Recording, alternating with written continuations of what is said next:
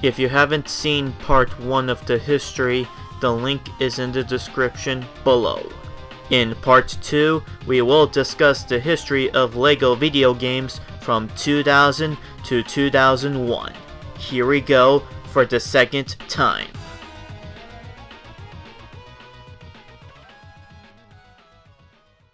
The next LEGO game for the new century is yet another PC game, but this time it's based not just on another LEGO property, but their own theme park, which is called, obviously, Legoland, which was developed by Chrysalis Software, the same team who made LEGO Chess. The game is in construction and management simulation, which it shares the many aspects to the Roller Coaster Tycoon series. Though the major differences is that it's more simplistic and child-friendly. The development for much of its history comes from one of the programmers named Mark Rabjon, who posted a blog about the development in the Wikipedia page of the Legoland video game. This is what he said.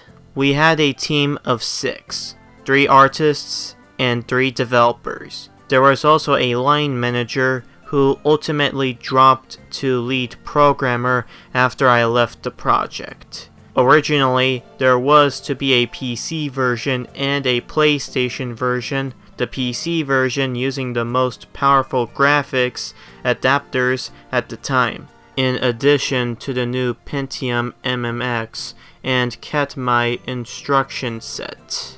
The entire development team were invited to Legoland Park, designed in Windsor, to understand how real theme parks are developed. In many respects, this didn't have any bearing upon Legoland, the game per se, but it was a nice day out. The game covered the 5, I think, main LEGO worlds of the time, and each world was to have appropriate fun mini-games.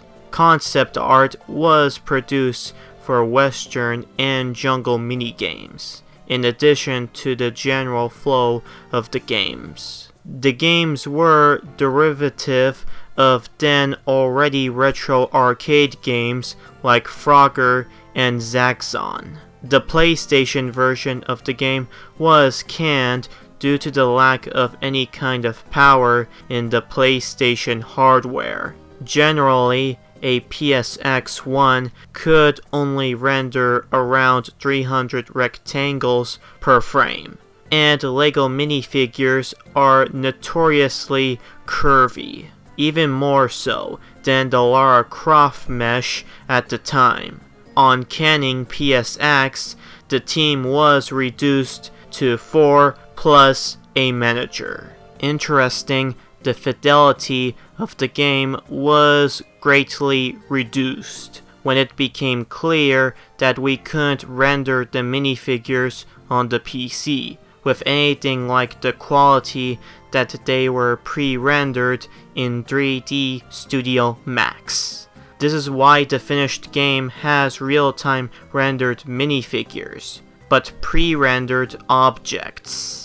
If you had early screenshots at all, you might be able to see the game with high-quality pre-rendered minifigures. The problem was that they couldn't ride on the attractions that turned them upside down. Too many frames to pre-render, you see. The minigames were dropped fairly early. I think that they were initially a nice to have, but the time budget was nowhere near enough. All minigames were removed from the game. Only 2 were designed. Wild West LEGO got a Frogger type game where you had to lasso galloping horses without getting trampled. Jungle had a kind of River Raid type game, but it was 2.5D, so it kind of had a Zaxxon look to it. I thought that the Jungle game looked ace. I suppose also a tentative link to removed content. An anecdote, if you will. Back in the day, Lego as a brand had an ideology that abhorred violence. A good thing to have when you're making toys for kids. It kind of ran along the lines of, we can make a small plastic sword and we can make a small plastic gun. And they are pieces of plastic. If a child wants to imagine that these are guns and swords, then that's fine. But we can't make an animation in a game that shows a bank robber's gun with smoke coming out of it. The upshot, data design, had to re-render those cutscenes. I can feel the irony now that they have Marvel and Star Wars franchises amongst others. Sparks and smoke galore. It was a happier time. Moving on to the story, and yes, despite being a kid-friendly version of Roller Coaster Tycoon, it has an actual story mode, which is about the player, which is you getting a message from the answering machine, which tells that you have been chosen to be the park manager at Legoland. The message was from a staff member named Jonathan Ablebody, voiced by Justin Fletcher, a very popular English actor in the United Kingdom who is mostly known as a presenter on CBeebies. There are also other supportive members of the theme park, like JP the mechanic, Rosie the chef, Mr. Bimble the park inspector, and Bob Longtree the gardener.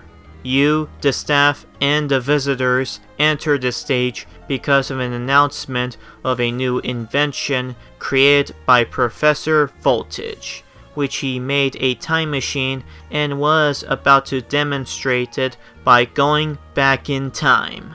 But something goes wrong. While he did succeed on going back in time, but he also caused the destruction of the park by pure accident.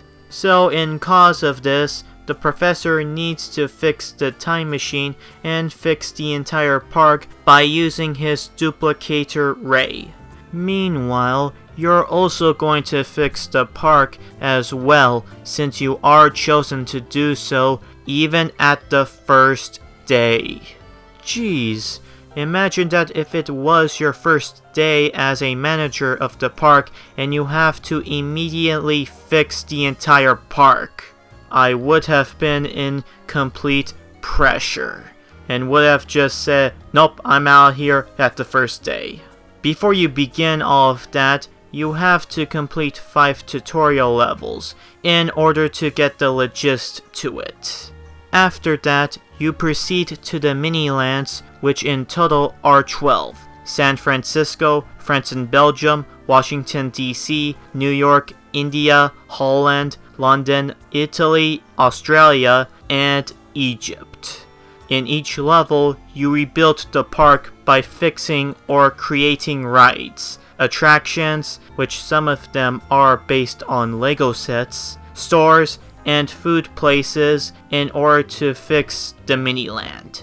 The difficulty of the game starts out easy, but each level you go to next increases the difficulty, and by the end of the final level, it gets hard. There is also free play mode, which you, the player, can create your own theme park without any objectives or limitations on money or time. But you have a limited amount of sets, and to get all of the sets, you have to unlock them in the story mode in order to complete the entire sets. So basically, complete story mode and then have all the access to unlocked sets. Bummer. When you finish a level, it shows a cutscene of Professor Voltage going back in time to duplicate the set location using his duplicator ray. What's interesting that 2 cutscenes are basically alternate timelines from previous LEGO games, like the Wild West from LEGO Chess and the Underground Caves from LEGO Rock Raiders. But that's not all. Some of the characters, like JP's favorite song is I Like to Dance by Tough Stuff, is mentioned from LEGO Friends. Rosie is a cousin to Mama Briccolini from LEGO Island, and Professor Voltage is the grandfather to Veronica Voltage from LEGO Racers. I got to say, what a very nice reference to LEGO Media's previous games. When it was released in May 1st, 2000, it received some favorable reviews with an earning score of 80.5% from Game Rankings, and also gave an 7.5 out of 10 from Electric Playground, making this another successful LEGO title for LEGO Media and a good start for the millennium. But for how long? Guess we'll have to find out soon enough.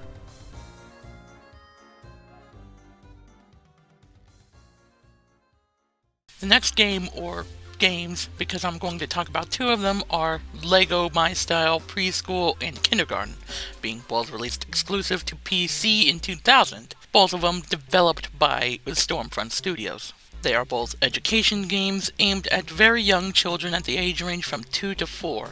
The LEGO models here are Duplo, which is based on the line of toys for children, which makes sense because it is a young children's game. In the game, there are 4 learning environments, which are math, art, music, and language. All you need to do is play them, and that's just about it. Just very simple minigames in the entire game. As you can tell, this game, or games, are not talked about because 1, they're education games for children, 2, it's boring as hell. Now, if you're wondering, the reason why both preschool and kindergarten are together instead of separately is they both play exactly the same. Aside from the difficulty, overall it's a forgettable education LEGO title, or titles that should be left forgotten by time.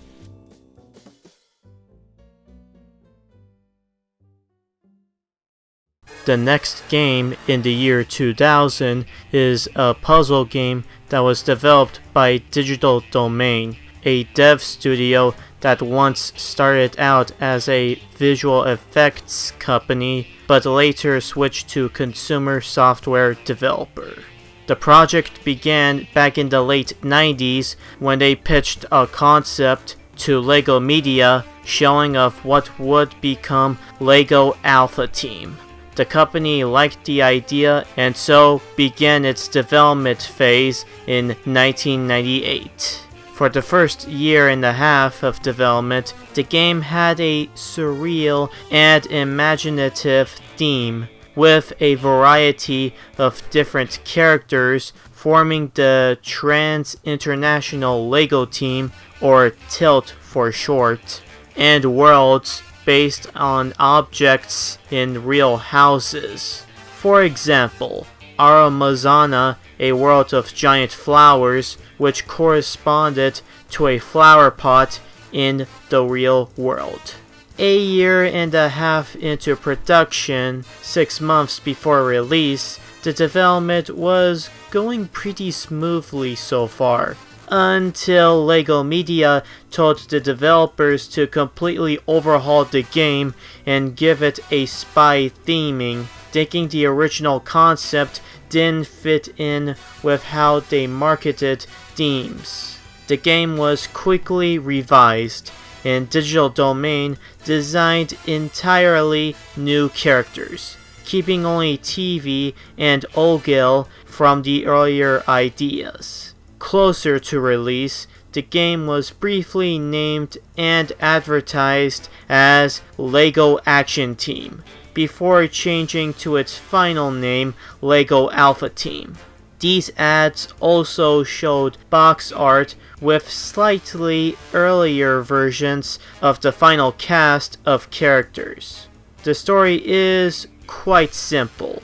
An Alpha Team agent named Dash needs to rescue his other team members from Olgel and stop his plan, which is to stop production of his mind control orbs. The gameplay is a puzzle-oriented game where you have to set up some obstacles in order to guide the agents to get to point A to point B.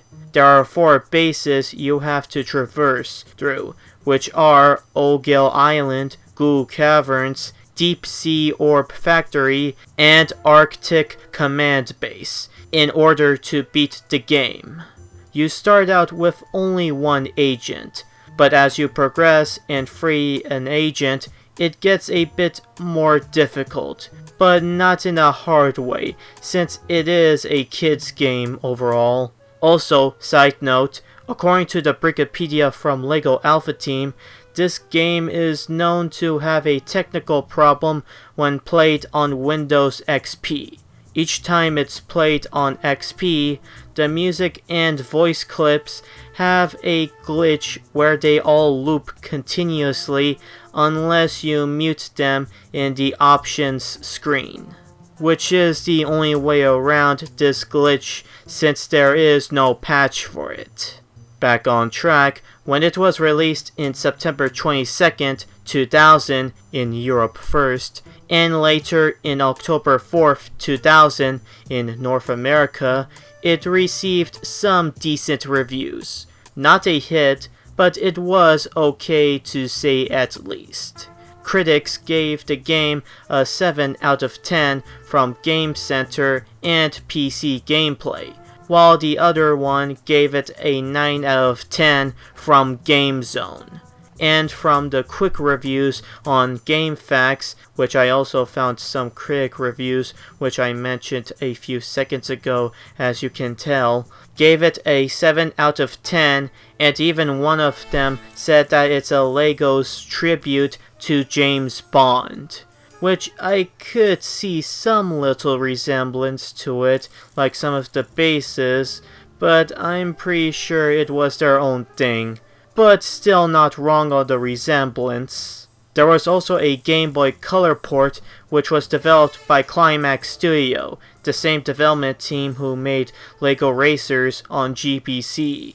Released in November 2000, it plays almost the exact same thing as the PC version, but completely different because it's a GBC port.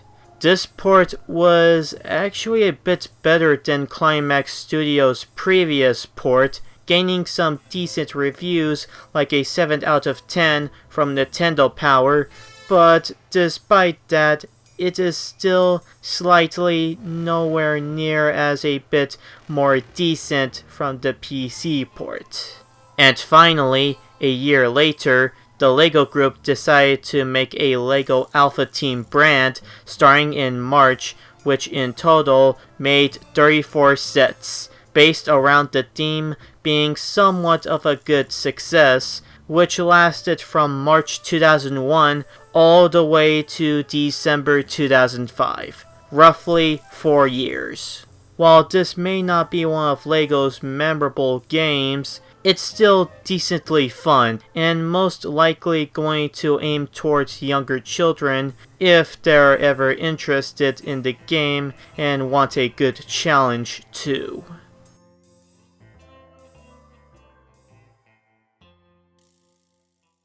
The last game in the year 2000 is another racing game that was developed by Intelligent Games, the same development studio who made Lego Loco. The plot is to race through the courses in a location called Stunt Island, which the current owner and world champion by the name, or a very generic name, of Mr. X, who speaks in a slight British accent and also provides hints and tips to the player, who is in charge of the competition, and all you need to do is race through 21 courses with some opponents and a few bosses along the way to get to Mr. X, and become the champion of the competition. And that's pretty much it for the plot. Very short, I know. Like all standard kart racing games, there are power-ups which the player can pick up and use at any time, much like kart racers. The main feature of the game is a track editor, which allows the player to build their own tracks. Well, when the game is first played, the editor will only have a selection of basic track pieces to work with, along with only 2 of the 4 environments. To gain more pieces and environment options,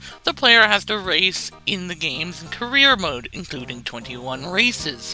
When the player wins career events, they unlock new features for the editor, including power-ups, environments, and track pieces. Now for the game, it plays in a top isometric view similar to RC Pro-Am. However, the main difference is that instead of controlling the vehicle manually, the game plays automatically just by pressing the up key to move, and that's literally it. But wait, you say, what about steering? Well, the game auto-steers as well.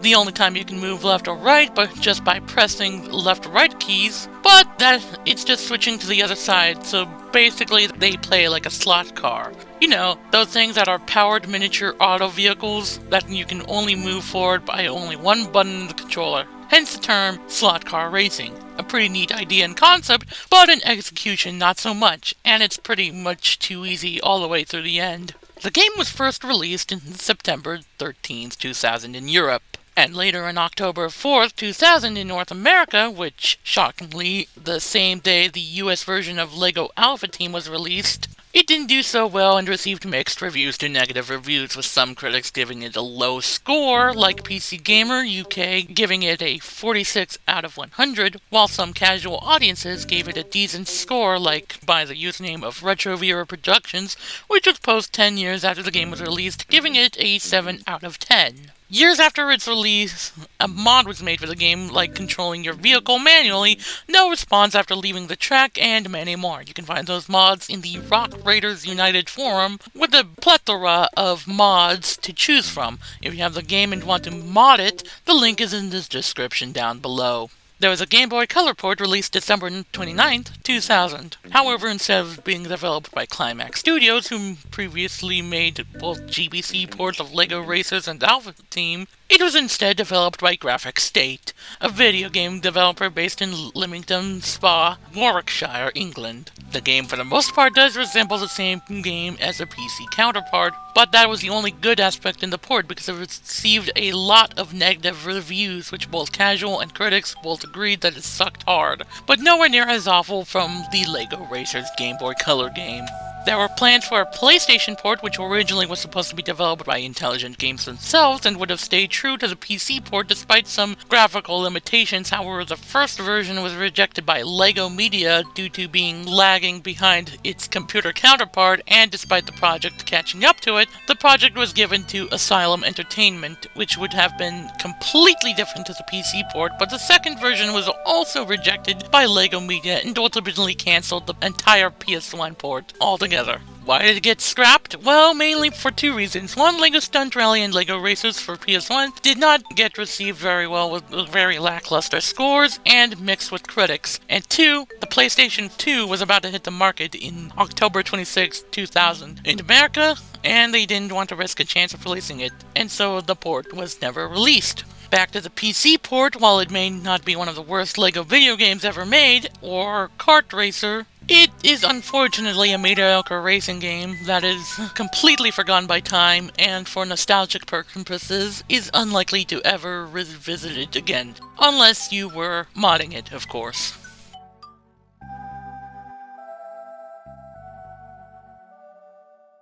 The next 2 games are sequels from previous LEGO titles, with the first one being a sequel to Lego Island. However, in order to make the sequel, they needed to find a new developer to work on the sequel, with the previous developer, Mindscape, being the original team who made the first Lego Island game and also originally planned on making a sequel, which Rebellious Robot already mentioned it back in part 1, but unfortunately got terminated by the Lego Group, due to Mindscape firing the entire team because the development company didn't want to pay royalties to the employees and other contributing factors, which I won't go over it, so watch part 1 to see it for yourself.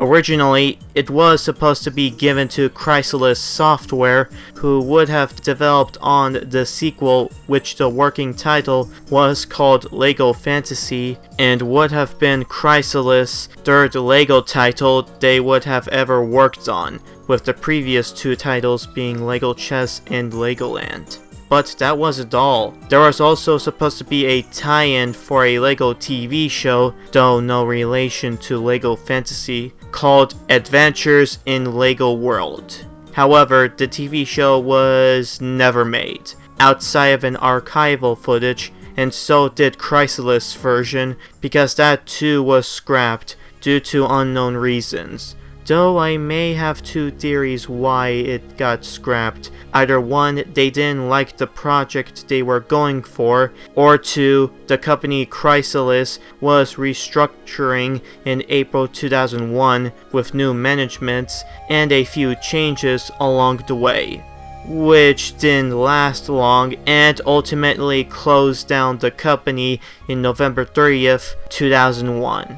The prototype of the Chrysalis version is still around, though it's mainly only the details through design documents. The original story had some striking plots that would have stayed true to the final game, but the gameplay structure would have been completely different, like having less focus on the minigames and instead have more global features like brick collecting, power-ups for Pepper's skateboard, aggressive enemies, and boss fights. Pepper's backpack would have been a magical backpack that once belonged to his father, allowing infinity storage of items, and protecting him from enemies with a force field upon taking enough damage. Pepper would have been sucked inside the backpack and teleported back to the town hall on Lego Island,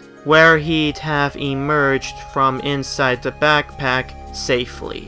The game also would have had multiple endings where whether or not the Brickster escapes would depend on if the player had been able to build a shield generator around O'Gill Island. One of the producers of Lego Fantasy, David Upchurch, wanted the gameplay to be like a Mario 64 style platform adventure where you could swap between the three human heroes and use their differing skills to solve puzzles. And finally, there were some plans to make a dog character for the use of sniffing out secrets, dig up items, attack enemies, and etc.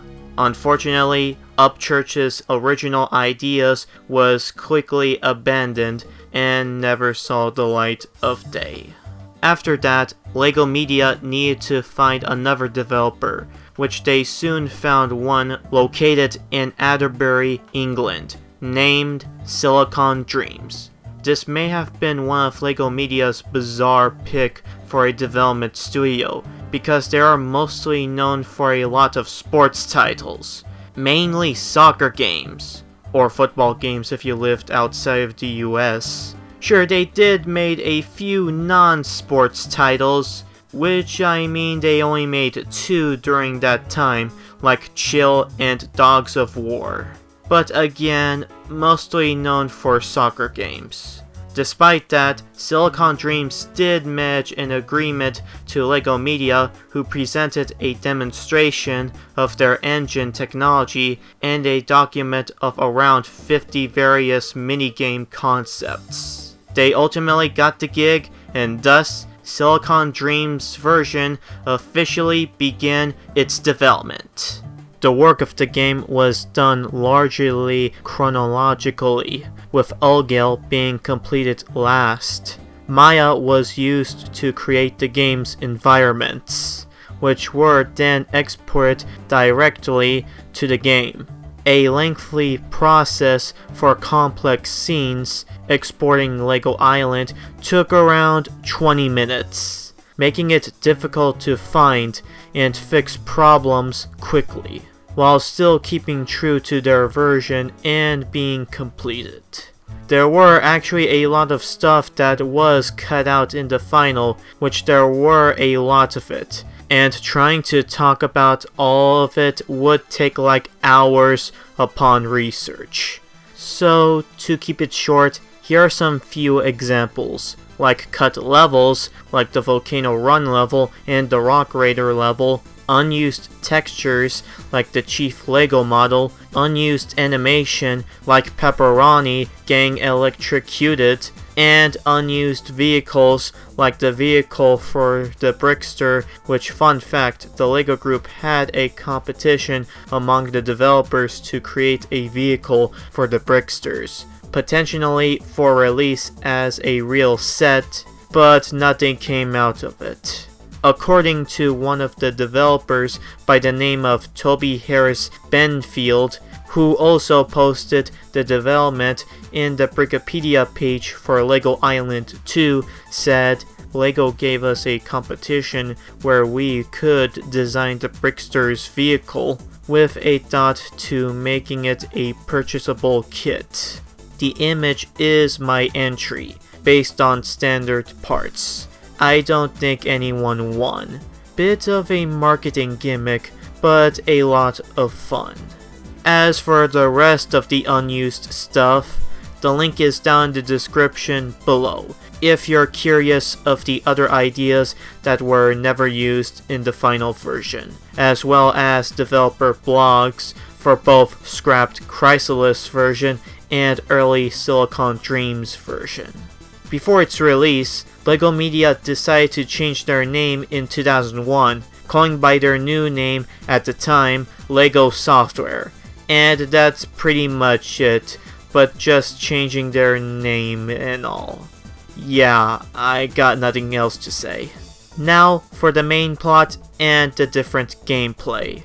The basic plot is that Brickster escapes again and is now trying to do what he did in the first game. Take over Lego Island as obviously revenge for trapping him in jail, and now must stop him and bring him to jail again.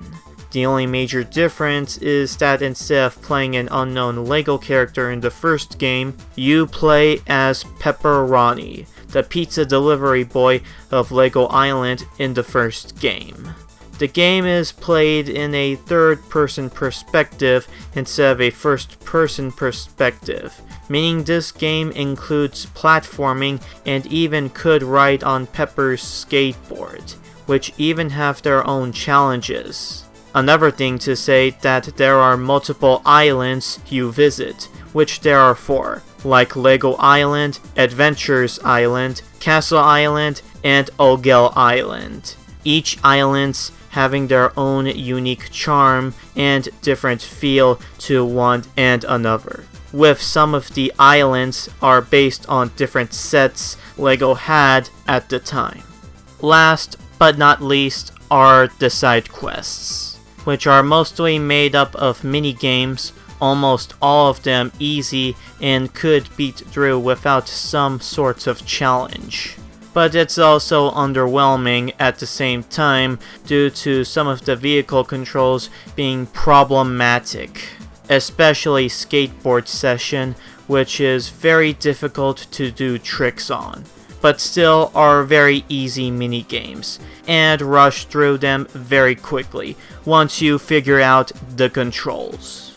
When the sequel was released for PC on March 31st, 2001, it unfortunately didn't do well and did not capture the charm as the first, because it was criticized for mostly bland minigames. The controls feel a bit wonky, especially the vehicle sections, and very long, tedious load times. This gained some mixed reception upon its release, for a few examples, like GameRankings giving a 55% rating. GameFAQs, only critic, for the PC version called Game Boys gave it a 5.5 out of 10. And finally, Moby Games critic reviews, 2 of the 5 gave the version mediocre ratings and scores. while the other 3 rated and scored positively. However, despite the mixed reception and not being good as the first, it still has its fans and called it a bit decent to some parts, and that young kids would still have fun playing it, despite its many problems.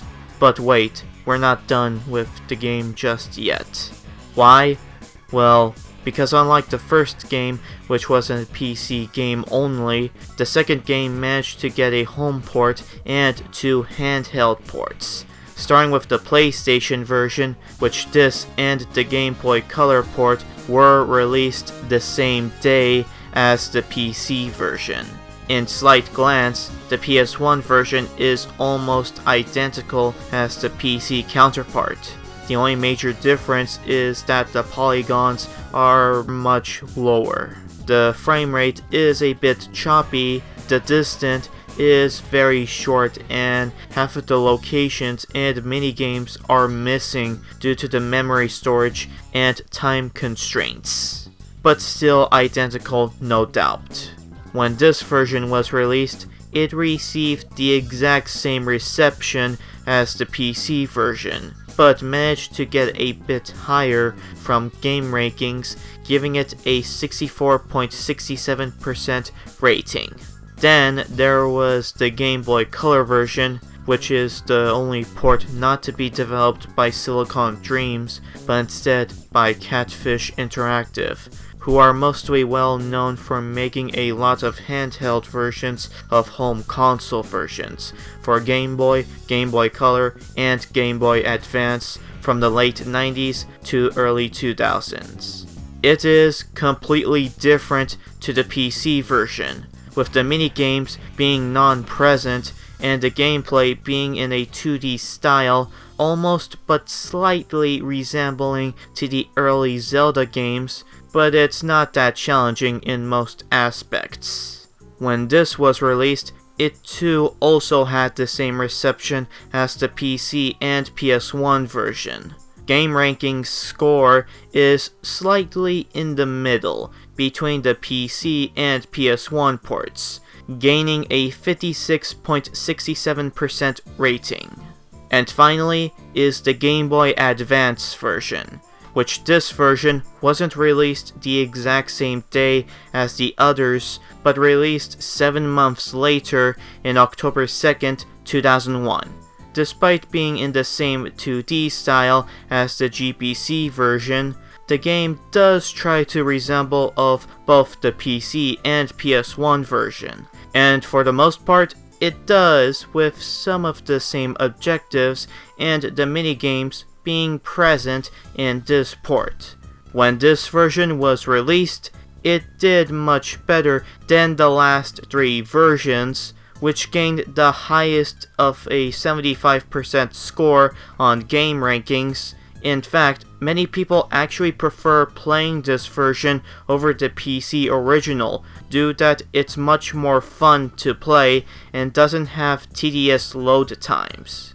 Depending which version you own, either PC, PS1, GBC, or GBA, they at least play decent enough, and sort of an okay follow-up to the first. However, there is still one more game left in the series, but more on that next time.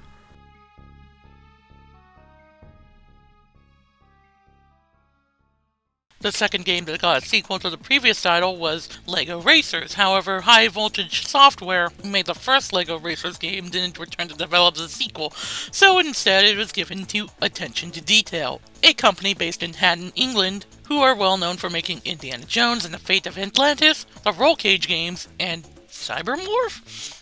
Well, that's something you don't see quite often. Anyways, back on track. Unfortunately, the information of the development is a bit shorter to the previous installment, but still some history of the development did spread on the internet, with only one developer by the name of Glenn Watts said, There were some changes to the plot from what we were originally going with. In the ship game story mode, you took on a series of bosses to improve your car in order to travel to Xalax to take on Rocket Racer. Our original plot idea had Rocket Racer as more as a mentor figure to the player, and the game's villain was actually an evil corporate guy.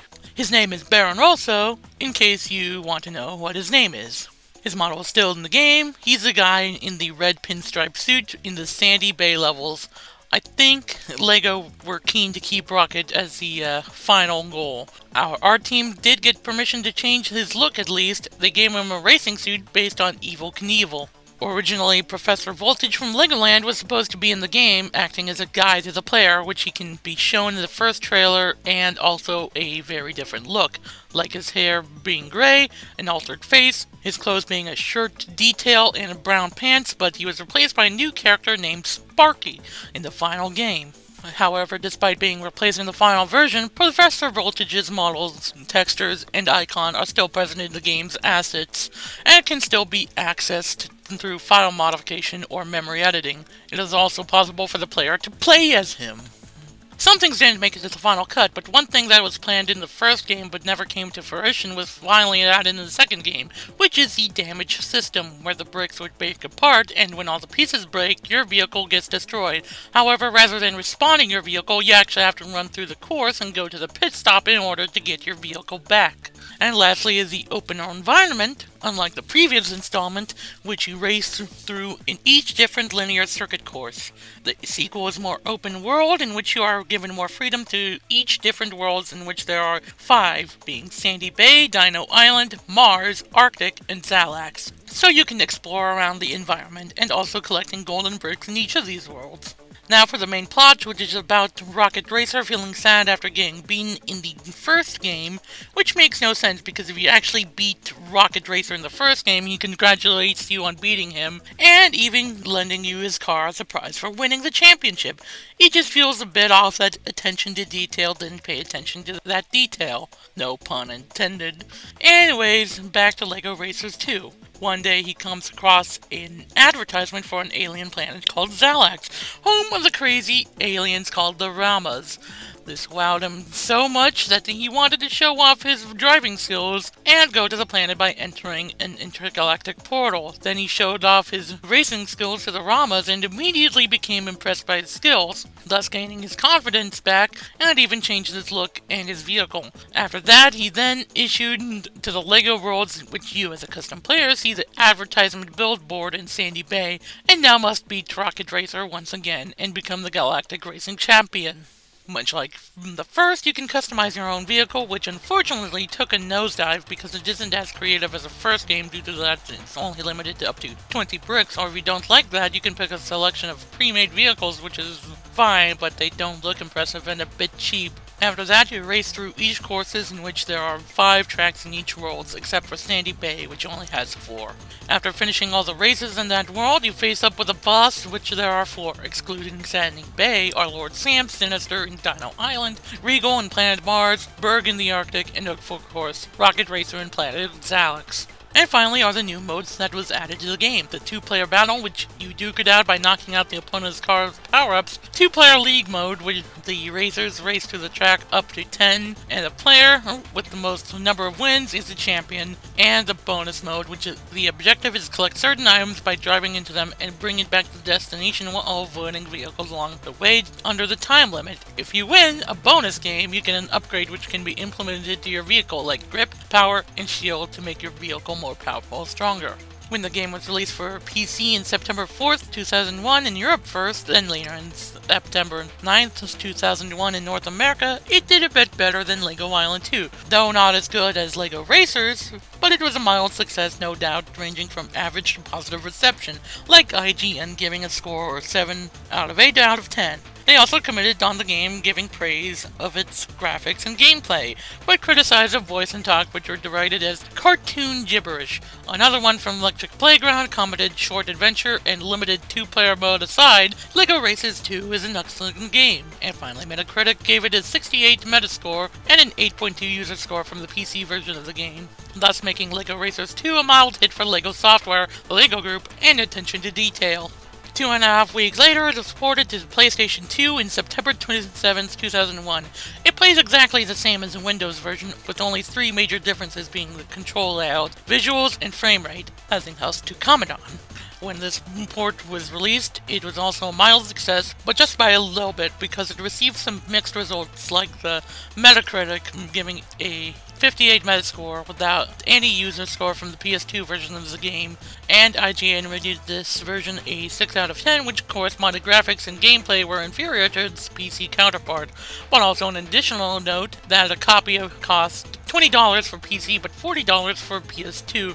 The review thought the latter was to be poor value for money, while the PC version at half the cost was acceptable. 2 months later, a handheld version was released to the Game Boy Advance on November 27, 2001. This version was made by a different development team called Pocket Studios, who are mostly known for developing handheld versions for the Game Boy Color and the Game Boy Advance. For this port, the story remains the same like the Windows and PS2 port, but the layout of the game is completely different with many changes. First, when building a character, the player chooses its head, chest, and legs only, meaning there is no option to choose a hat. However, the player can choose any parts in any order the player wants and can randomize the parts any way the player wants, just like from Lego Racers. Second, it does not feature a car builder, and the player only drives around one car the whole time. Third, the player has an option to go on a test drive on a certain tracks that Sparky gives before first moving on.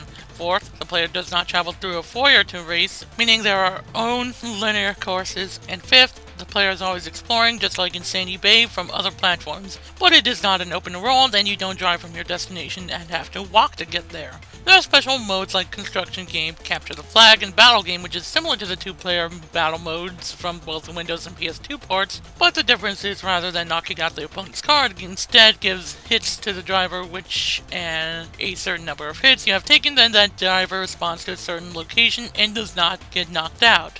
The most number of hits given to the other driver in 5 minutes is a winner. There are also other modes as bonus games like Cops and Robbers. Collect the eggs, tube racing, and collect the meteors, but they're too boring and uninteresting to talk about. And you probably know what these modes do already, so I'll just skip them to the reception of the game right now.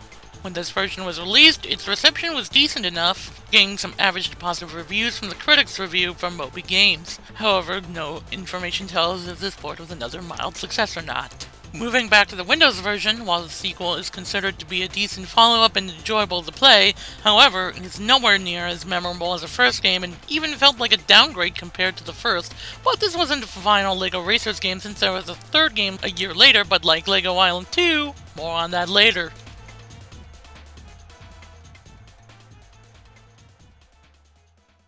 Before we move on to the next game, I want to talk a little bit about a specific Lego brand, which at the time was one of the most popular ones back in the 2000s, simply called Bionicle. If you don't know what it is, well, I'll tell you it in a 2 or 3 minute summary. It is another Lego brand, like all of the others, where you build and construct with Lego. However, it was completely different before it and after it, because it uses a different kind of Lego pieces to stand out and had a much different tone compared to previous Lego brands. When the first sets of Bionicle originally released in Europe first in 2000, then North America a year later in 2001, it was a smashing success, and was one of LEGO Group's most popular brands throughout the 2000s. But not just that, but it also saved the company, since the LEGO Group had a financial crisis during the late 90s. Though originally was part of a subsidiary of LEGO's Technic series, but became its own thing in 2003, spawning its own division of LEGO Bionicle sets. However, it ended in 2010 due to low sales in the late 2000s, despite the LEGO Group originally wanting the brand to last for 20 years. They did make a comeback in 2015 with new sets, but it didn't last long and ended in 2016. Despite no longer manufacturing for this brand, but it is still considered one of the best brands the LEGO Group has ever made because how much they put in this effort to be successful, and also the fact that it had a mainline story of the brand, thanks to partnering up with DC Comics to make a series of comics that the Bionicle sets were based on. There are also direct-to-DVD movies, in which there are 4 of them, and novels which follows the story of each different Bionicle sets, which was written and done by Greg Farshtey, who also written the comics, and Catherine Hapka. But the ones that me and my collab partner are going to be talking about are the video games, in which in total there are 6 or 7 if that one Bionicle game came out, but more on that later. The first one I'll be talking about is LEGO Bionicle Mata Nui Online Game, released as a flash game for web browsers in 2001. Developed by Templar Studios, it is a point-and-click adventure browser game where you play as a villager named Takula and explore the island of Mata Nui, like encountering other villagers and the Toa, gaining skills as a heroic elemental warrior, and on a quest to defeat the evil Makuta. The development began when Peter Mack, the president of Templar Studios, LEGO had contracted the team in 1999 to develop material for their upcoming Bionicle lineup. The two companies had worked together on previous projects, including a game based on the LEGO Mindstorms line. In September 2000, Templar pitched the idea of an adventure game similar to Myst that would be set on the island of Mata Nui, because the story of the main heroes of the line, the Toy, was to be told in other outlets. The game utilized and was based around the Tahunga villagers packaged with McDonald's Happy Meals. The decision by the LEGO Group to split the story across different platforms was an intentional one. Splitting the story across multiple platforms made it so kids could always learn something new about the story, the focal point of the LEGO Group's promotional efforts. Mata Nui Online Game was a key part of LEGO Group's aggressive multimedia campaign, as it introduced players to the world of Mata Nui and allowed them to explore it. Following the cancellation of The Legend of Mata Nui, again, more on that later, in October 2001.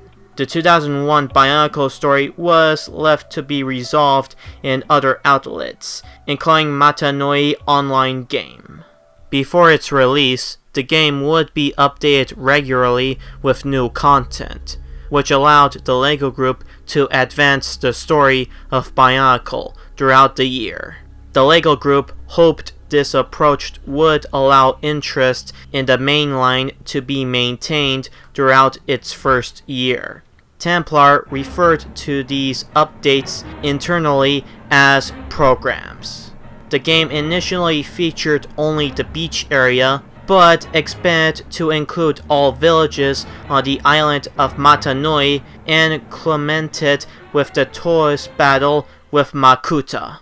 The first episode of Mata Nui Online Game was released in January 2001. The first sets from the Bionicle toy line itself were not launched until May and June 2001. The final episode was released in December 2001. Some of the final parts of the episode was based when, spoiler alert if you don't want to hear about it, when the development team at Templar Studios, based in the Lower East Side of Manhattan, witnessed the September 11 attacks from their office. So the final chapters of the game included a dialogue for Makuta during his fight with the toy that were influenced by the event. When it was released, it received a lot more praise and gained a positive reception even for a flash game. For a few examples, which there is a lot of it, like Gang Awards from the marketing industry, the Web Marketing Association awarded the game the Best of Industry Web Award in the Best Toy and/or Hobby Website category. Then, in the 2002 Summit Awards, it received the Silver Award in the Consumer Informational Site category. Dan Lee Weston, the senior developer of Bionicle.com, said that the LEGO Group was highly pleased with Templar's work and noted the site had an average 500,000 views a month. Then in 2003, Fast Company highlighted the game as a key part of helping Bionicle become a leader in the toy market. Then in a 2005 article for the journal Criticus, Thorsten Boltz-Borenstein noted the game redefined the traditional expectational of LEGO play as the simplest thing in the world. He cited the confrontation with Makuta, who declares himself incapable of being destroyed as he is nothing, as an example of the more spatially abstract postmodern approach that Bionicle took to the concept of play. Then, at the 2011 Massachusetts Institute of Technology (MIT) Media in Transition 7 Unstable Platforms Conference, Aaron Smith cited the game's episodic structure as a reason for the success of the Bionicle website, as it kept players returning for additional content. Then, in February 2020, Eric Van Allen of US Gamer cited the Matanui online game as a classic Flash game. Then, in April 2020, J. Brody Shuri of Screen Rant noted that the game has become regarded by many as the definitive Bionicle experience.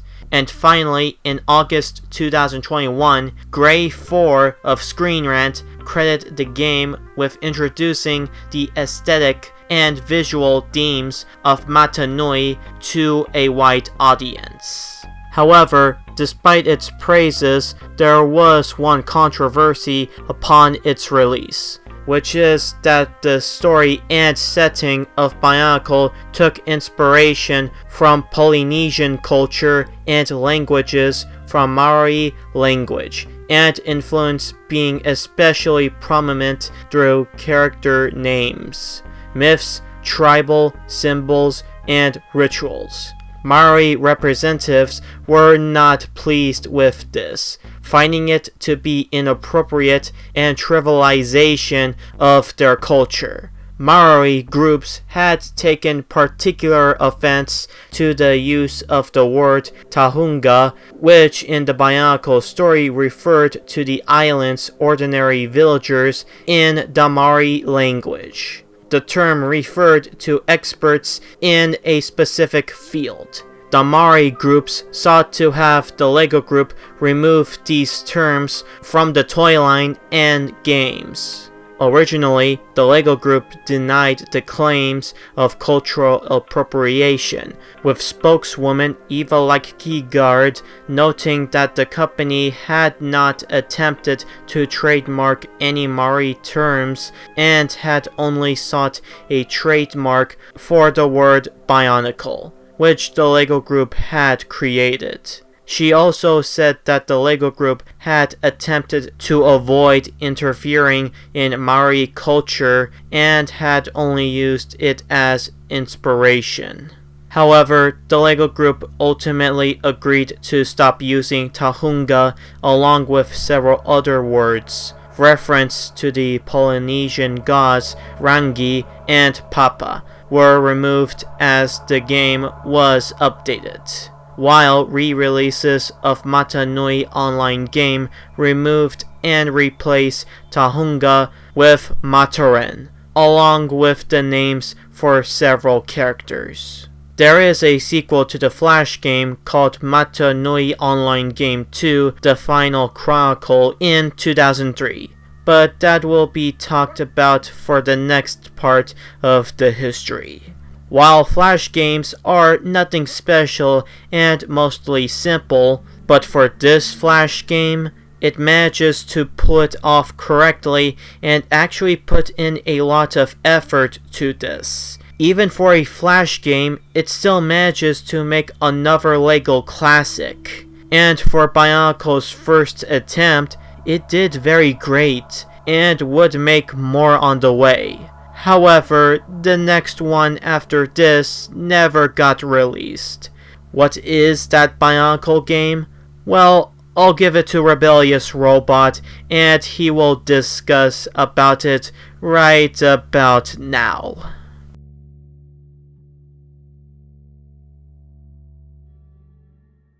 Thanks, Cybetro-X. Now, even though it was never released originally, but it did manage to get a fan release, so for that reason, I'm going to be talking about it in this segment, and the only time in this multi-part series. So let's talk about it right now. The development began in early 2000 when Sapphire, a video game company based in Utah, United States, was given a recommendation from both the LEGO Group and Nintendo. President of Sapphire, Hal Rushton, felt that the two companies had similar emphasis on high moral standards and thought it was a perfect fit to work with both of them. One of the Sapphire employees, Jay Ward, was very happy since both the LEGO Group and Nintendo was a good fit, and also described both as being family-oriented. After the agreement, they started working on two Bionicle games. One would be a handheld game, and the other would be for the PC first, and then get a console port, be a third-party exclusive to Nintendo's upcoming GameCube. According to Rushton, Sapphire brainstormed with LEGO employees to create designs for both games. Several designs in early beta were completely different or altered from each passing time, due to the developers having a lot of creative freedom from the game's alpha build and even managed the location to be part of the Bionicle media.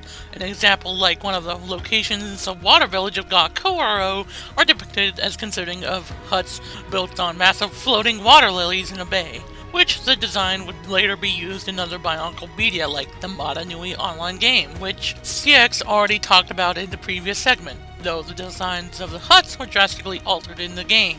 The game was promoted through advertisement, originally supposed to be released in September 2001, alongside with Quest for Toa, and the promotion at the time was surprisingly extensive according to IGN, like packaging a CD-ROM disc which contained the cutscenes of the game inside each of boxes of Cheerios, an exclusive mask called the Kanohi Vahi, the Mask of Time, inside each of a copy of the game's package, and a public call for beta testers to test out the game so far. This was too good to be true, and everyone, mostly LEGO fans and Bionicle fans, couldn't wait to play it. If only that was the case, because unfortunately, the entire game, which was 90% completed, was ultimately cancelled and the plans for the promotion never really materialized. Many questions from LEGO and Bionicle fans asked, what happened to the game's release? When did it get cancelled? And why did this happen? Well, there are three reasons for the game's cancellation. One, there were some issues between Sapphire and the LEGO Group. Since Sapphire, despite making a Bionicle game, had creative freedom of the game, the LEGO Group, even though liking the development so far, they weren't really a fan of some of Sapphire's ideas, and even increasingly concerned with the level of violence. 2. A certain disaster struck on September 11, 2001, which you all know is the day 9/11 happened, which at the time was one of America's worst tragedies. And seeing the incident, both the LEGO Group and Sapphire weren't sure if some parts of the game would fly, and even come off as sensitive, so they removed some of the violence in the game, though despite that, they were still not sure if they wanted to release it. And 3. Sapphire was facing increasing difficulties throughout the game's development, with the development team reported the difficulties like promising to have their paychecks during the final months of development, despite many of them taking shifts for up to 70 hours per week. 2 people spoke out about the game, like Hunt saying that he was laid off in October 2001, and a LEGO spokesperson said that the game had developed issues, bad chip compatibility, and timing. These issues among these 3 were the reason that both the LEGO Group and Sapphire called the project off, leaving the game in 90% completion, where the only part that wasn't complete was the final area of the game. It was considered to be forgotten after the game's cancellation.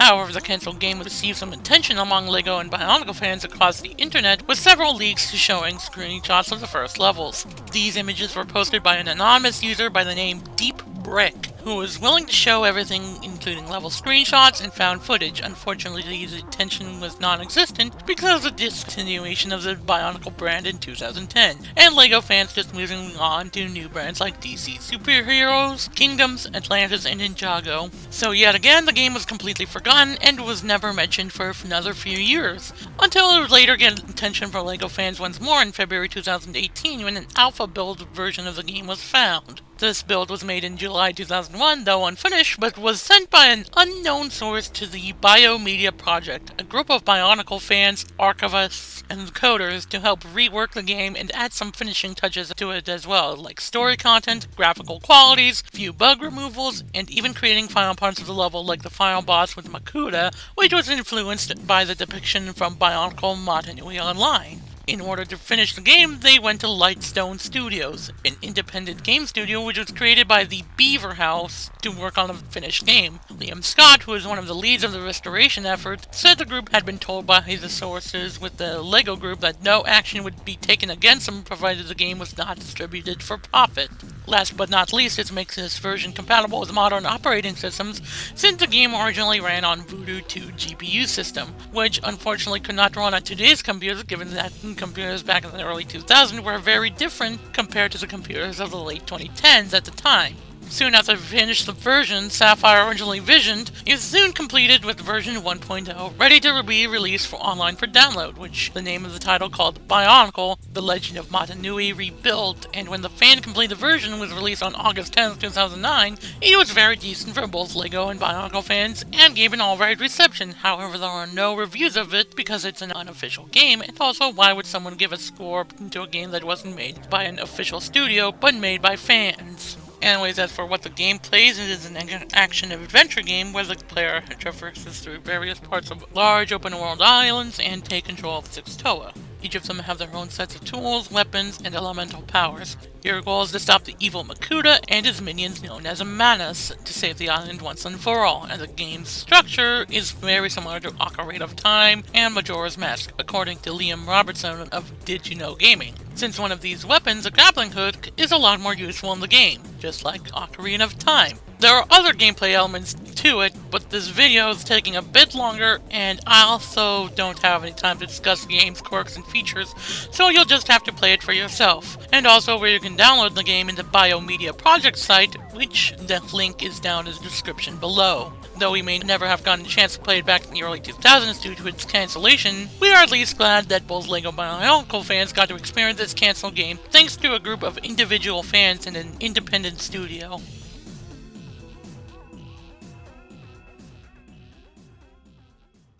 The next one would be the first Bionicle game for handhelds. To be specific, the Game Boy Advance, with the title Quest for the Toy, or also known as LEGO Bionicle. Developed by Sapphire, the same development company who made The Legend of the Matanui, but unlike the previous game, which got cancelled but revived by fans in 2019, this one actually got finished and released in that year in October 2nd, 2001. The development for this game started the exact same thing like The Legend of Matanui started. The only difference is that they were tasked to do a Bionicle game exclusively on Nintendo's new handheld system, the Game Boy Advance. According to Rushton, they brainstormed an idea with the LEGO group and decided to create the creature designs for both games, which is The Quest of Toy and its companion game, The Legend of Matanui. One of Sapphire's employees, 9-year-old son Taylor Hunt, was employed for 6 weeks to test the beta version to find bugs or errors found in the game that he could spot and tell them to fix it. He managed to find a lot of bugs and errors that it managed to impress Dave Rushton, the lead programmer. Like Legend of Matanui, it was also given promotion, though compared to the PC game, it didn't have the extent support to it. But it did appear when it was first shown at the Camp Game Boy Advance, which was an event by Nintendo in March 2001. and was shown later at E3 2001 alongside the PC game. Originally, Quest for the Toy was supposed to be released as a launch title for the GBA's North American lineup in June 11th, 2001, but was pushed back due to delays and was planned to be released in September 2001, which would have been released alongside with the PC game, but 9/11 happened and Legend of Matanui got cancelled due to many reasons that Rebellious Robot already explained, so it was pushed back even further to the actual release in October 2nd, 2001. But before I talk about the review and reception, let's talk about how the game is played out. Well, for a short summary, it is an action-adventure game and a platformer where you play in an isometric perspective. You play as Takua, a villager on the island of Matanui, where you need to recover the 6 toy stones, which was stolen by the Taruga. So it's up to him to beat the Tarugas and must find the toy stones before it's too late. Before you begin the game, you can customize Takua with head, arms, and legs, even though it's just a bunch of different colors of it and that's it.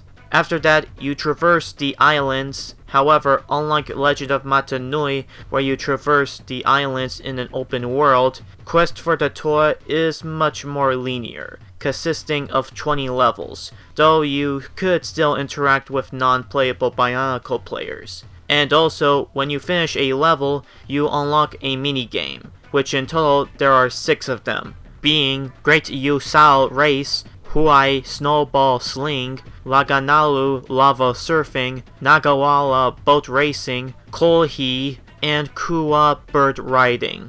And finally, you can access abilities to help guide your way from level to level.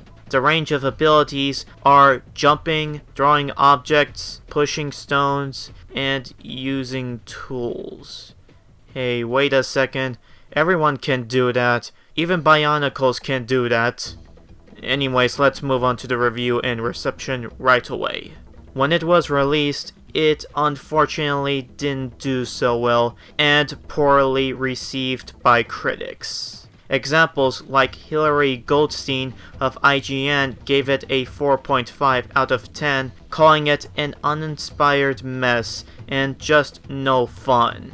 She also criticized the bland and forgettable non-player characters and said that the game lacked any real challenge or reward, but offered praise for its graphics, creatures, variety, and minigames. Max Luke of Nintendo World Report gave it a 5.5 out of 10. He stated that while praising its presentation value, minigames, and dialogue, he called it a disappointment overall, and commented that it was tragically crippled by frustrating platforming and awkward play mechanics. And finally, NGC Magazine gave it a 2 out of 5 stars, calling the game was blasted as an eye-watering travesty, and also criticized it by directed as its confused mix of game styles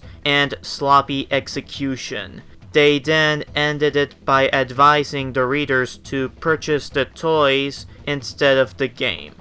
However, not all of it weren't negative. There were some critics that gave it a decent reception, though still criticized some elements of the game. Examples like the reviewers of Nintendo Power gave it a 2.5 out of 5 stars, criticizing its graphics and controls, but praising its minigames. They then said that while the game was uneventful, but felt like it might appeal to younger players as well as LEGO fans. Nintendo Power would later issue it in January 2002, stating the game Quest for the Toy ranked it as the 5th best-selling Game Boy Advance game for the month. Michael Lafferty of GameZone gave it a 7.7 out of 100, which he called it enchanting journey and an enjoyable little outing. Though he also felt that the game's storyline was tired and noted the game as being very linear, but still he praised it for graphics and puzzles, as well as the variety of enemies and minigames. And finally, Joe Guys of Game Vortex gave it a 60%, calling the game decent but more frustrating than fun, due to its difficulty. So overall, while Quest of Toy or Lego Bionicle isn't far from the good ones in the Lego and Bionicle games lineup, it's not far from the worst ones as well, and comes off as a mix between good and bad. So, what happens next at the end of the early 2000s and the beginning of the mid 2000s? And what brings new to the table of Lego video games? Well, tune into the next part. By that I mean for a very couple of months, because I realized that making these multi-part series takes a lot of time and effort to make and find out. Thanks for watching part 2 of the series.